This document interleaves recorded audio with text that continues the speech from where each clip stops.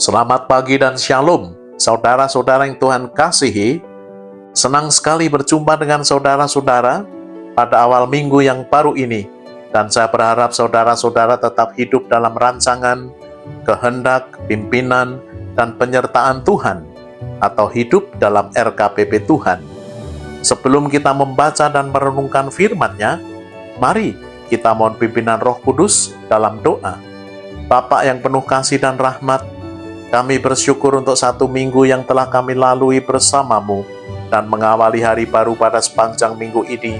Kami mohon pimpinan Roh Kudus melalui firman-Mu, sehingga kami dapat mengerti dan menjadi pelaku firman. Dalam nama Tuhan Yesus, amin. Tema minggu ini, jangan khawatirkan hidupmu. Matius 6 ayat 24 hingga 34. Demikian firman Tuhan. Carilah dahulu kerajaan Allah dan kebenarannya, maka semuanya itu akan ditambahkan kepadamu. Matius 6 ayat 33. Saudara-saudara yang Tuhan kasihi, kekhawatiran merupakan salah satu beban yang paling sering membelenggu hidup manusia. Kita khawatir tentang pekerjaan, masa depan, keluarga, kesehatan, dan kebutuhan ekonomi sehari-hari. Menariknya, pendengar Yesus di Galilea ini orang-orang miskin yang bergumul dengan pemenuhan kebutuhan sehari-harinya. Namun di tengah-tengah realita ini, Yesus memberikan pengajaran dan solusi bagi pergumulan mereka. Jangan khawatirkan hidupmu. Mengapa kita tidak perlu khawatir? Dan bagaimana manusia dapat bebas dari kekhawatiran? Mari kita pelajari ajaran Yesus dalam perikop ini. 1. Akar kekhawatiran. Yesus mengawali perikop ini dengan pernyataan yang radikal. Kamu tidak dapat mengabdi kepada Allah dan Mammon. Matius 6 ayat 24. Yesus membandingkan Allah dengan Mammon, perbandingan yang tidak apple to apple. Allah adalah pribadi yang penuh kasih, dan Mammon, uang dan atau kekayaan adalah benda mati. Disinilah Tuhan ingin menunjukkan betapa rapuhnya manusia itu. Ia dapat disesatkan oleh Mammon. Lihat, Markus 4 ayat 18 dan 19. Lalu kekhawatiran dunia ini dan tipu daya kekayaan menghimpit firman itu sehingga tidak berbuah. Bagaimana Mammon dapat menipu kita? Mammon atau uang itu real sekali. Dapat kita pegang dan pergunakan kapan saja. Mammon menciptakan ilusi keamanan, kenyamanan, dan kemewahan. Mammon juga menjadi perisai keamanan finansial yang semu. Dan Mammon sering dipergunakan untuk flexing dan simbol kesuksesan yang sifatnya sementara. Tanpa kita sadari, Mammon telah menjadi tuan kita. Seharusnya kita mengerti bahwa harta dan kekayaan itu fana sifatnya. Jangan kita mengandalkan Mammon yang mudah dirusakkan oleh kegat dan karat, serta pencuri dapat membongkar dan mencurinya. Matius 6 ayat 19. Uang dan kekayaan dapat datang dan pergi, hilang dimakan kegat investasi bodong, dirampok para perusuh, dapat terbakar habis oleh api, dapat ditipu dan dilarikan oleh saudara sendiri.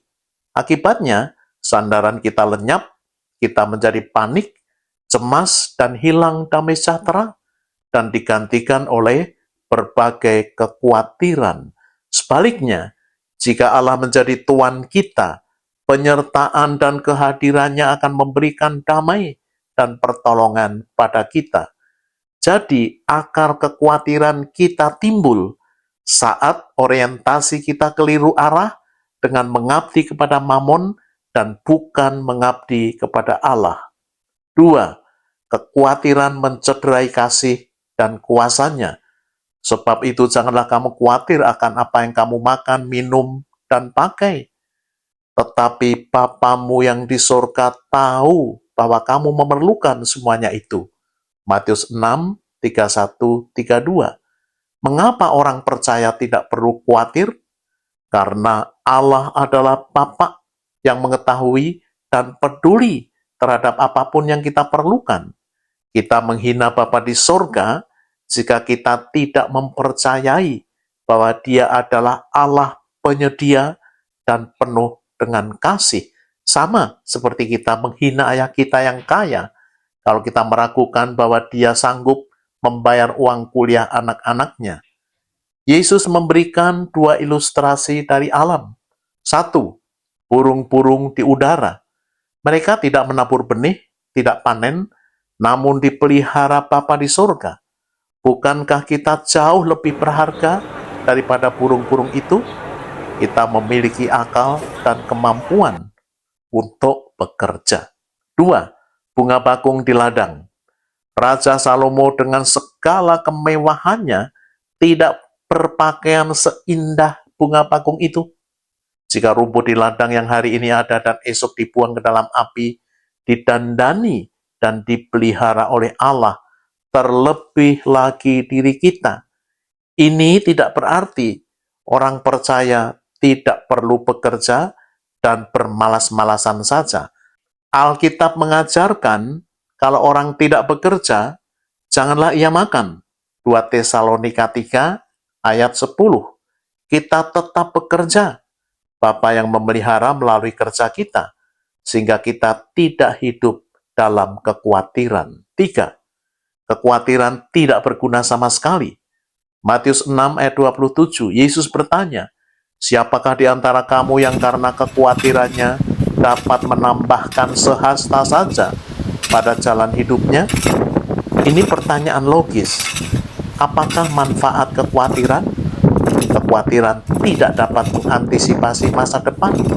Kekhawatiran itu sia-sia karena tidak dapat menambahkan 1 jam saja pada umur kita.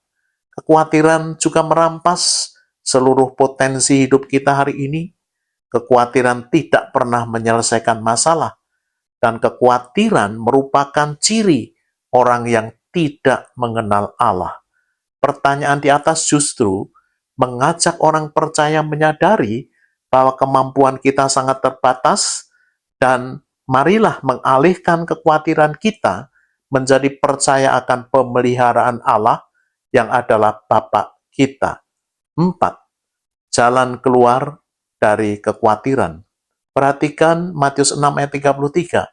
Tetapi carilah dahulu kerajaan Allah dan kebenarannya, maka semuanya itu akan ditambahkan kepadamu. Kerajaan Allah dan kebenarannya ada di dalam Kristus itu sendiri. Bagi orang yang belum percaya kepada Yesus, dengarkan firman-Nya, buka hati, dan terimalah Yesus dengan iman di dalam hidupmu. Bagi orang percaya yang lama ataupun yang baru, firman itu berarti utamakan Tuhan dan kehendak-Nya terus-menerus selama kita hidup. Dan janjinya, semua yang kita perlukan akan ditambahkan kepadamu melalui kerja dengan berkat yang dari Tuhan. Sebelumnya, kita kerja tanpa berkat dari Tuhan karena berorientasi mengejar mamon dan hidup penuh kekhawatiran. Saudara-saudara yang Tuhan kasihi, kami melayani seorang pengusaha bersama istrinya yang belum percaya kepada Yesus. Hidup mereka diliputi dengan kekhawatiran, keluh kesah, sungut-sungut, kekecewaan yang menjadi makanan mereka sehari-hari. Saya dan istri membimbing mereka setiap hari Minggu sore di rumah kami. Saya menolong mereka untuk memiliki kepastian keselamatan, iman, doa, serta pemahaman dasar-dasar kekristenan. Setelah mereka bertumbuh secara rohani, namun bisnisnya masih naik dan turun. Mengherankan, mereka tidak lagi khawatir. Mengapa? Tanya saya. Saya mengerjakan bagian saya, Pak Pendeta, dan bagian yang saya tidak mampu melakukannya, saya percayakan kepada Tuhan. Jawabnya penuh percaya. Ketika ia tiba di rumah, ia dapat bersyukur bersama istrinya yang bekerja mengasuh anak-anak mereka. Di tempat kerja, ia mulai melayani karyawan-karyawannya dengan menceritakan pengalamannya bagaimana ia bebas dari kekhawatiran. Suatu kali ia ajak seorang karyawannya ke rumah untuk kami yakinkan tentang keselamatannya. Ia masih muda dan hanya lulus SMA. Karena hasratnya untuk mencari Tuhan besar sekali, bosnya sering ajak karyawan tersebut ikut pembinaan kami di sebuah kantor di Kuningan. Suatu saat ia minta waktu untuk sharing pribadi di sebuah kafe. Pak Pendeta, saya berasal dari keluarga broken home. Ia mengawali ceritanya. Dan saya hidup di luar Tuhan. Tidak ada orang yang mempedulikan saya, katanya dengan sedih. Saya sekolah hanya tamat SMA. Keluarga tidak mampu dan saya tidak memiliki masa depan. Ia jeda sejenak sembari menarik napas panjang. Saya bekerja untuk bertahan hidup saja.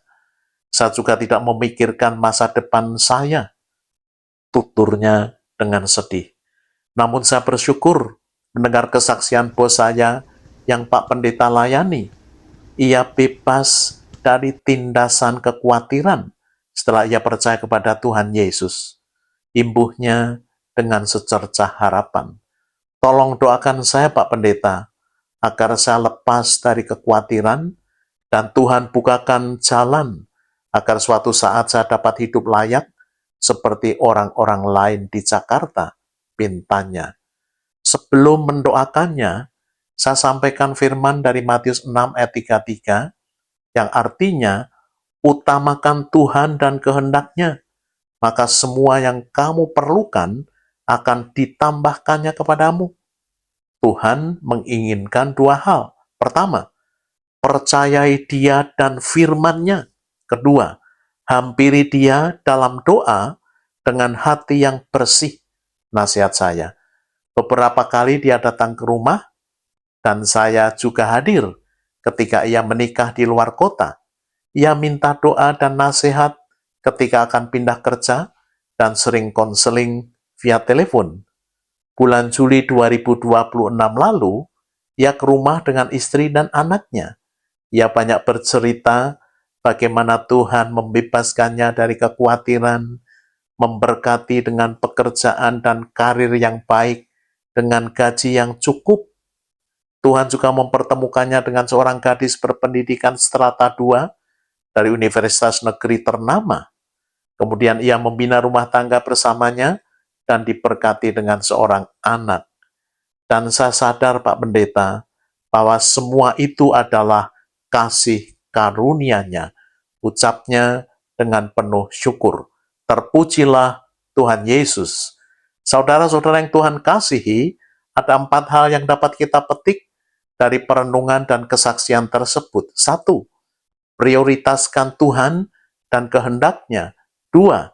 Serahkan kekhawatiranmu kepadanya, dan ingatlah bahwa Ia yang memelihara kamu. 3. Latihlah dirimu melihat pemeliharaan Allah, dan bukan fokus pada masalah. Dan yang terakhir, waspadai daya tarik mamon yang dapat mengubah orientasi hidupmu. Amin. Mari kita berdoa. Bapak, terima kasih untuk renungan maupun pengalaman iman seorang saudara yang mengutamakan Tuhan, dan Engkau berkati. Kami mendoakan pemirsa video YouTube ini, kiranya Tuhan tolong berkati orientasi hidupnya untuk mengutamakan Engkau dan kehendak-Mu, sehingga Tuhan menambahkan segala yang mereka perlukan pada minggu ini. Untuk saudara-saudara kami yang dalam pergumulan, anugerahkan pertolongan-Mu. Dalam nama Tuhan Yesus, kami berdoa.